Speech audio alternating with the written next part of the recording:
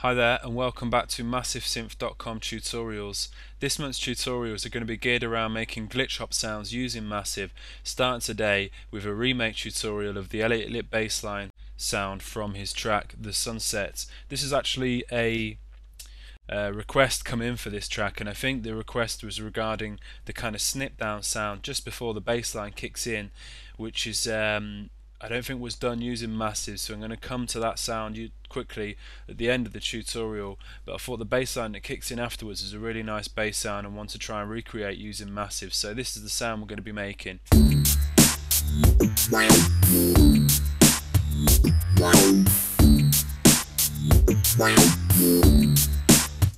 And here's a quick play of the original by Elliot Lipp.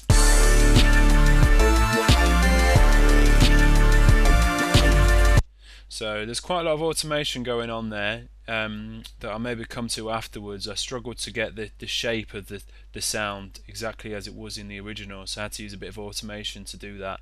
But primarily let's start with focusing on programming the sound with inside Massive. So go ahead and create a new sound, and let's go straight for oscillator 1 and take the pitch down by 3 octaves and change the wave shape to speech, gentle speech, sorry, and keep the wavetable position all the way to the right. Intensity pull down a little bit to just under 3/4 and take the amp down slightly. It's going to route to both filters, and it's going to be a 4-month as well. And turn on oscillator 2. This is going to be a Digiform 2, Digicook 2, sorry. And I'm going to take the wavetable position to just below halfway and pull the intensity down, so just, around about there really. And I'm going to change this to a bend plus and keep the amp on full, route to both filters. Turn on oscillator 3, take the pitch down by 2 octaves. Oh sorry, the pitch of oscillator 2 needs to come down by 2 octaves as well. It's a bassy sound, so we want to pull all those octaves down a bit. And oscillator 3, I'm going to keep it as a square saw, wavetable position all the way to the right, so it's just a saw wave what we're hearing. And turn it into a 4-month and pull the intensity down to similar to the intensity on oscillator 2 really. Keep the amp on full, route to both filters. So this is the sound we should have now. It's solo Massive.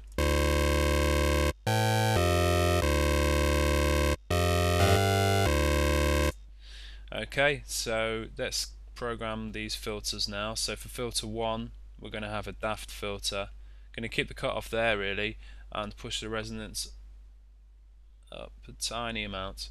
Keep the volume of the filter on full, and the mix slider bring down a little bit just so you can see that very top kind of bar there on the mix slider. So we're just going to get a little subtle amount of filter 2 blending in here. So push the volume of filter 2 up a bit, and let's make this a bandpass filter. Turn the cutoff down to about 1/4 of the way up. The bandwidth pull down a little bit, and resonance stays around about halfway. Just push it up a little bit maybe. So we're just getting a little bit of this second filter in here. So I think the best thing to do next is to start set up all the modulations so we start to hear the movement with the sound. So let's go over to envelope 1. Okay, so we're going to start off by setting the envelope shape. So take the attack back to around there, keep the level up all the way up, decay stays around halfway but the decay level goes to full. We don't need to worry about the sustain loop, and just pull the release down a little bit.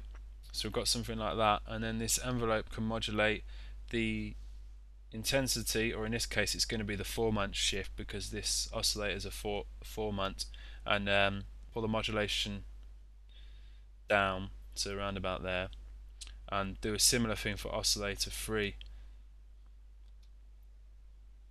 So we're going to get that automatic with each note.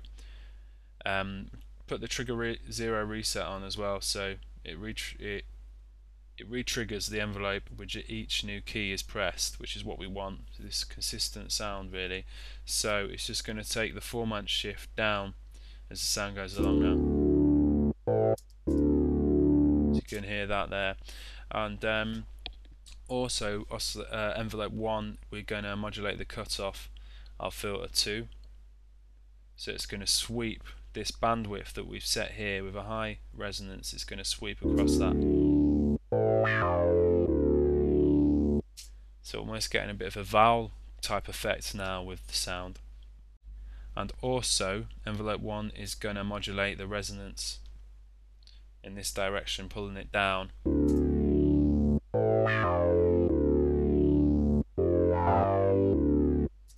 Just when I was listening to the Elliot Lipp original, I just heard a lot of movement with the sound, so I thought there's a lot of modulation going on maybe to create that sound.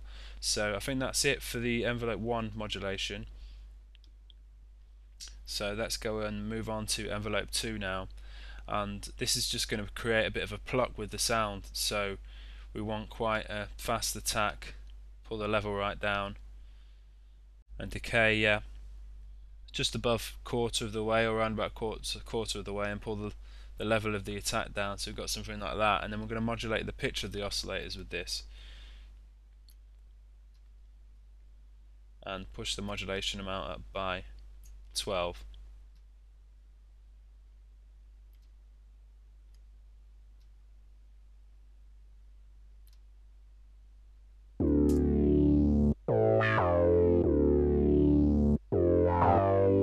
So we're just getting a little bit of a nudge on the pitch just on the very start of the note. So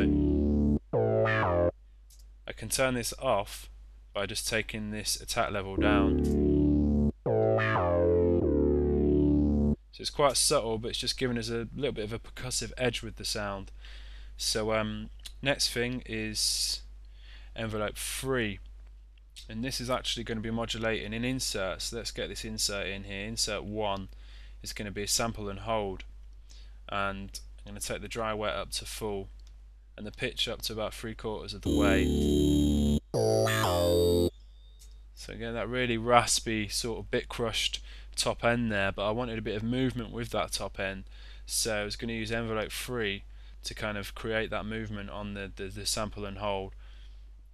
So envelope 3 is going to be similar to envelope 1. So a cool little trick here we can do is, we've got envelope 1 selected, we can copy this envelope and paste it into envelope 3 there. It's just a quick way of just kind of dialing in sort of envelope shapes that we're using on within the same instance of massive. You can also save your presets and stuff as well. So yeah, so this is very similar envelope, except I'm going to take the delay up a bit. So the envelope's going to kick in a little bit later, and I'm going to take the attack right, back it right off like that. So that's about right there, and then this is just going to modulate the pitch of the sample and hold, but in a reverse direction, so it's going to pull the pitch down. So you could go up. As you go down, the further down this pitch goes, the more bit crushed the sound kind of gets, really, or sort of like the bits kind of reduce a bit.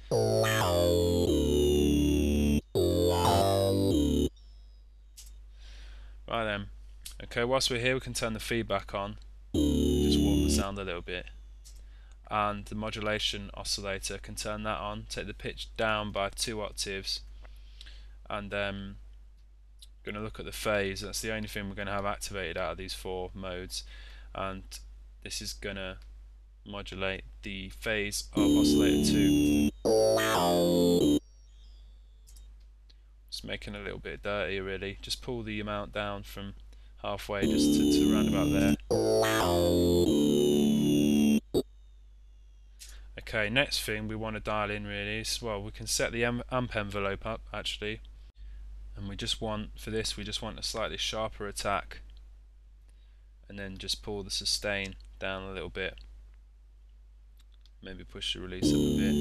That should do really. And we want to set a LFO to modulate the cutoff frequency of filter 1 here. So drag this over, put it in the reverse direction rather than that way. Okay, so for this LFO, run the X-ray curve all the way to the top, and just keep this curve shape the same, so it's this sine wave shape for the LFO, and the rate can just come down a little bit. I'm not going to sync it or anything because we want to automate this, and it's sort of not an exact kind of synced kind of LFO for the sound. So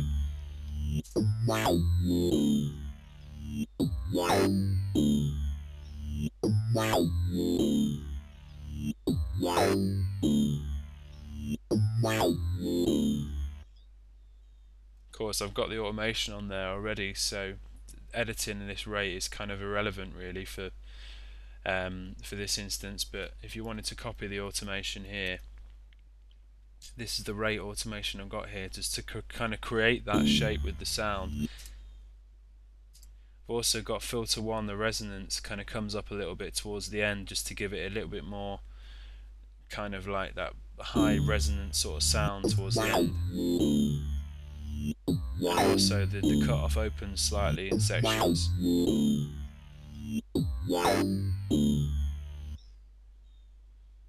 Okay, so next thing to look at is the voicing section. Okay, so we're going to just give the sound 2 voices, and we're going to make it monophonic, trigger always, and turn the pan position on, and just move this sliders just around here, just to give a little bit of width with the sound.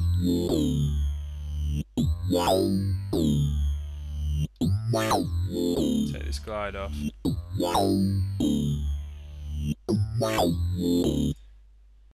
Okay, so next, and I think the final thing to do with this sound, is set up the effects.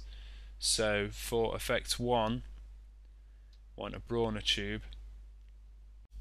Pull the dry wet down a little bit, the drive right down. And for effects 2, we can have a chorus, and everything pretty much stays the same here, but apart from the dry wet just comes down. So it's not in 2. I mean, you can have it in tenth. I was just trying to keep as close to the original sound as I could, and I didn't hear a lot of chorus in the sound, so I just pulled it down a bit. But obviously it sounds pretty cool with the dry wet up as well if you wanted to do that. And next, EQ, and I just kind of move the frequency up to around there, and then just boosted it a bit, and also gave it a bit of top end, just to accentuate that sort of that bit crushed kind of like distorted top end.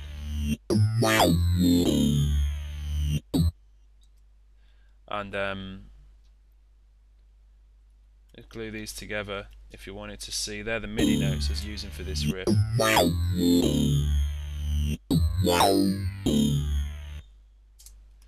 And I think that's it with the sound, so let's give it a little spin.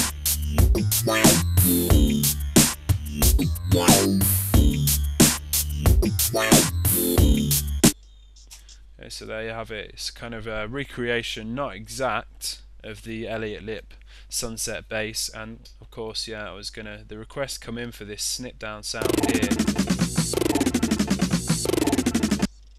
before the bass kicks in, and I don't think this was done using the synthesizer. I think this was done using kind of, there is a chord sound on there as well, but it was actually a kind of snare or clap sample, and he's kind of resampled it and pitched it down.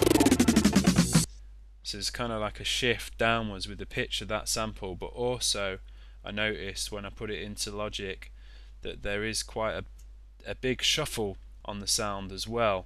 So some of these hits are really loose. So I think I've got the tempo of the track was 91 BPM. So kind of having that shuffle really helped with the sound. So yeah, but it wasn't done with Massive, which is why I've not kind of created the tutorial for it.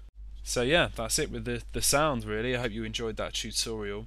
I hope you found it useful. Any questions, as usual, just give us a shout, and hope to see you again soon. Thanks for watching. Cheers. Bye.